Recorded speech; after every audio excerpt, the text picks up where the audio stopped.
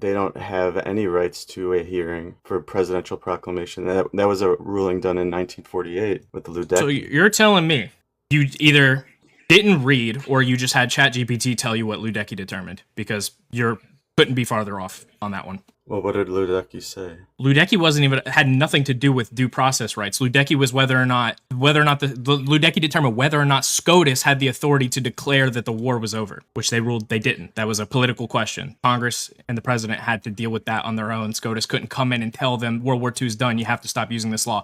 There was a German citizen that was going to be deported under the Alien Enemies Act, but his argument was, well, you can't use the Alien Enemies Act on me anymore. There's no more fighting going on in Germany. The war's over. Even though Congress hadn't yet determined that the war was over, there was no more fighting going on currently.